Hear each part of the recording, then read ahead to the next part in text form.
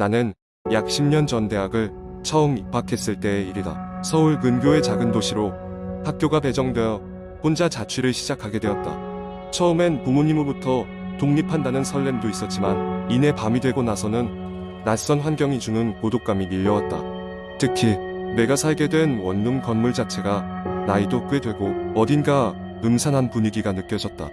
처음 며칠간은 별일 없이 지나갔다. 학교 생활에 적응하느라 바쁜 일상의 연속이었다. 그러던 어느 날 새벽까지 과제를 하다가 졸음을 이기지 못하고 책상에 엎드려 잠이 들었다.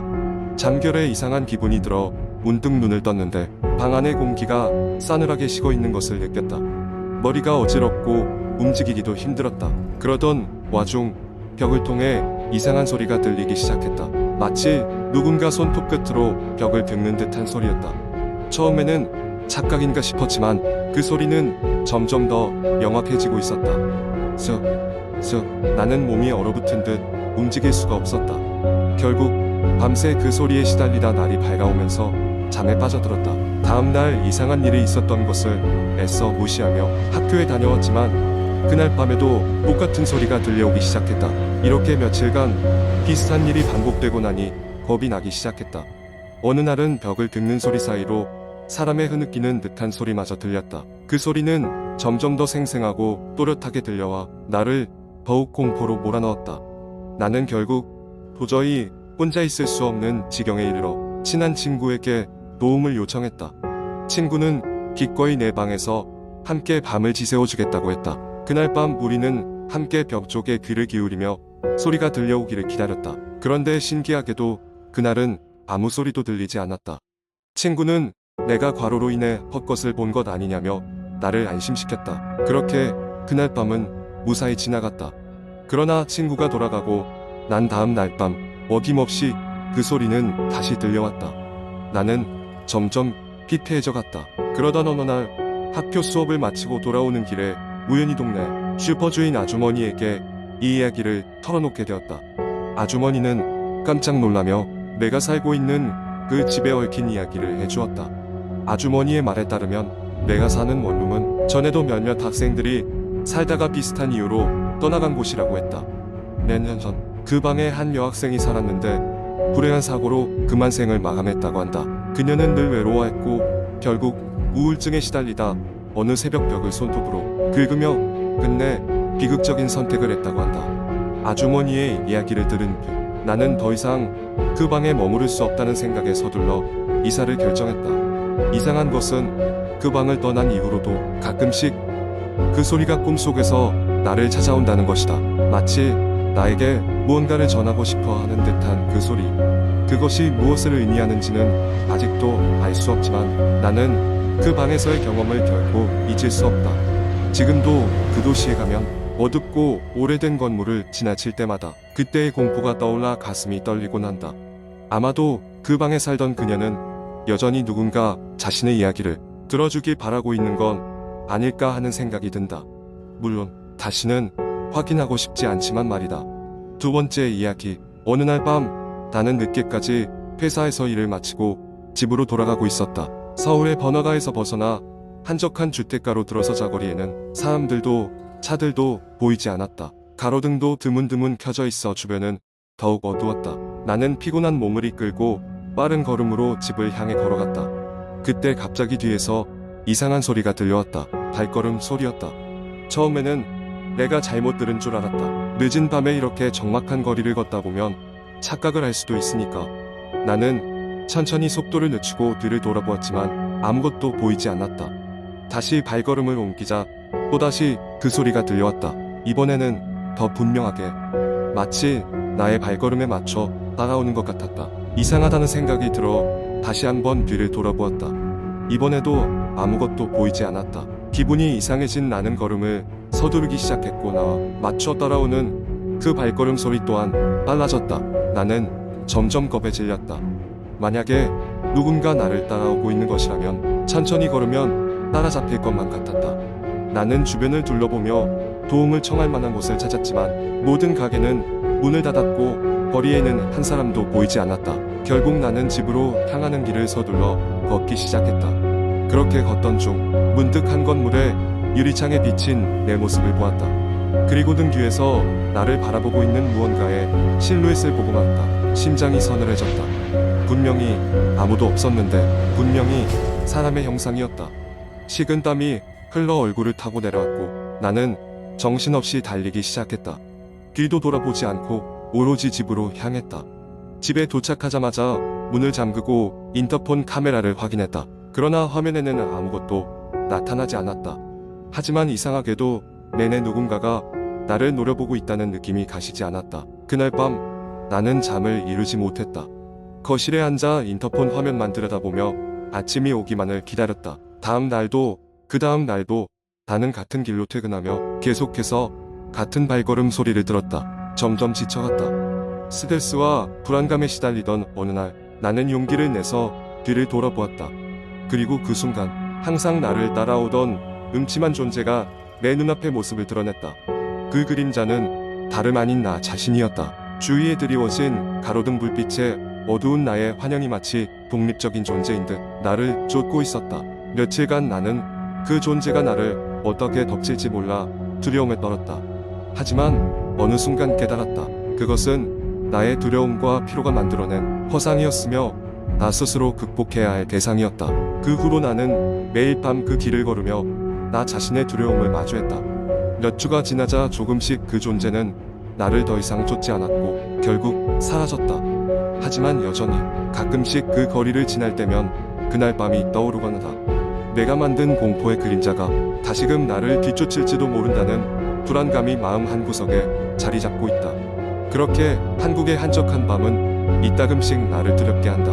세 번째 이야기, 제가 어렸을 때 겪었던 일입니다. 그 당시 우리 가족은 시골 마을에 살고 있었고 그 마을은 오래된 전설과 괴담으로 유명했습니다. 특히 우리 집 뒤편에 있는 울창한 숲은 주민들 사이에서도 깊이 대상이었죠. 마을 사람들은 그 숲에서 종종 이상한 소리가 들린다고 했고 한번 들어가면 나오지 못하는 경우가 많다고 했습니다.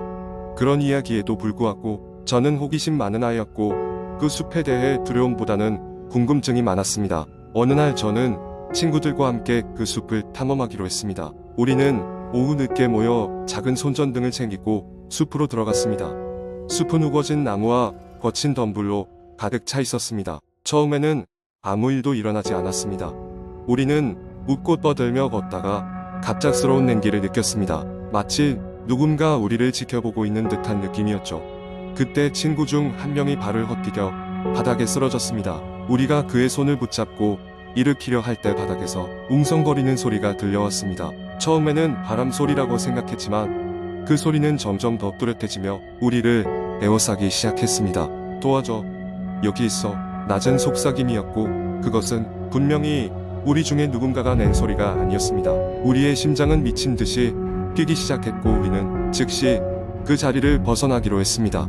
하지만 숲은 그렇게 쉽게 우리를 놓아주지 않았습니다.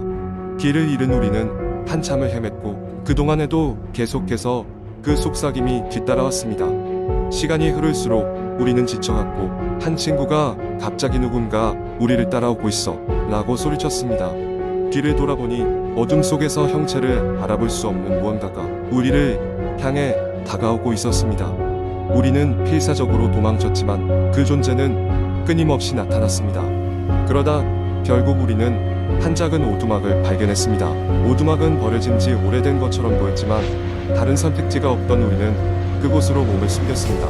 안으로 들어가 문을 닫자 배부의 소리는 사라지고 오두막 안의 고요함이 우리를 감쌌습니다. 하지만 그 평온함도 얼마 가지 못했습니다. 오두막 안에는 오래된 사진이 걸려 있었고 사진 속 사람들은 모두 비명을 지르는 듯한 표정을 짓고 있었습니다. 그리고 그 사진 속에서 우리는 우리를 쫓아오던 그림자를 다시 발견했습니다. 그것은 사진의 배경 속에서 어둡게 흐릿한 존재로 자리 잡고 있었습니다. 그러고는 이상한 일이 일어났습니다. 손전등의 빛이 깜박이기 시작하더니 곧 완전히 꺼져버렸습니다. 암흑 속에서 우리는 서로를 부르며 공포에 질렸고 그때 누군가의 발소리가 점점 가까워지는 것이 느껴졌습니다. 그 존재가 우리에게 성큼 다가오자 우리는 통제할 수 없는 공포에 휩싸여 오두막을 뛰쳐나왔습니다. 다행히도 우리는 우연히도 숲을 빠져나올 수 있었고 무사히 집에 돌아왔습니다. 그 이후로 우리는 다시는 숲 근처에 가지 않았습니다. 그날의 경험은 아직도 저와 친구들의 마음속 깊이 각인되어 있으며 우리가 그날 무엇을 마주쳤는지 알 수 없지만 확실한 것은 그것이 우리를 노리고 있었다는 것이었습니다. 여러 해가 지난 지금도 그 숲을 떠올리면 가슴이 섬뜩해집니다. 그리고 그곳에 묻힌 비밀이 무엇인지 그 누구도 제대로 알지 못한 채로 깊은 그림자 속에서 잠들어 있을 것입니다. 네 번째 이야기. 어느 여름밤 나는 친구들과 함께 한적한 마을로 여행을 떠났다. 도심을 벗어나 자연 속에서의 힐링을 기대하며 우리는 작은 펜션을 예약했다. 그곳은 산속에 위치해 있었고 주변에는 나무가 울창하게 우거져 있어 완벽한 피서지가 될 것 같았다. 도착하자마자 우리는 짐을 풀고 아름다운 자연 경관을 즐기며 산책을 했다. 해가 지고 어둠이 깔리자 우리는 펜션으로 돌아와 저녁 식사를 준비했다. 다 같이 거실에 모여 앉아 음식을 나누고 이런저런 이야기를 하며 시간을 보냈다. 그때 친구 중 하나가 재미삼아 공포 이야기를 해보자고 제안했다. 나는 원래 이런 이야기를 좋아하지 않지만 분위기에 맞춰 가볍게 참여했다. 친구들은 서로 자기만의 소름 끼치는 이야기를 하나둘 꺼내놓았고 분위기는 점점 오싹해졌다. 그때 한 친구가 인터넷에서 본 적 있는 이야기라며 시작했다. 그 이야기는 오래전 우리가 머물고 있는 이 지역에서 일어난 사건에 관한 것이었다. 이 마을에는 한 외딴 집이 있었는데 그 집에서는 이상한 일이 자주 벌어졌다고 한다. 마을 사람들은 그 집을 무서워하며 가까이 가려 하지 않았지만 어느 날 뉴스에 그 집의 존재가 보도되었다.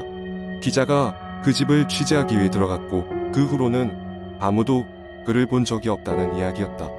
몇 달 뒤 그 집의 새 주인을 찾았다며 부동산 광고가 나왔지만 그 이후로도 그 집은 여전히 비어 있었다. 우리는 그 이야기를 듣고 웃으며 흥미롭게 생각했다. 하지만 친구가 그 집의 사진을 인터넷에서 본 적이 있다며 보여준 순간 내 등골은 서늘해졌다. 사진 속 집은 우리가 예약한 펜션과 너무나도 닮아 있었던 것이다. 모두가 깜짝 놀라며 웅성거렸지만 아무도 진지하게 그 이야기를 믿지는 않았다. 그러나 그날 밤 이상한 일이 일어나기 시작했다. 밖에서 이상한 소리가 들리기 시작하더니 누군가 문을 두드렸다. 우리는 서로를 바라보며 두려움에 떨었다. 친구 중 한 명이 용기를 내어 문을 열어보았지만 밖에는 아무도 없었다. 하지만 문 앞에는 진흙투성이 신발 자국이 선명히 남아있었다. 그 이후로 우리는 밤새 잠을 이루지 못했다. 창문 너머로 이상한 그림자가 보이기도 하고 바람이 부는 것처럼 창문이 덜컹거리기도 했다. 시간은 더디게 흘렀고 우리는 아침을 애타게 기다릴 수밖에 없었다. 다음 날 아침 우리는 그곳을 떠나기로 결심했다.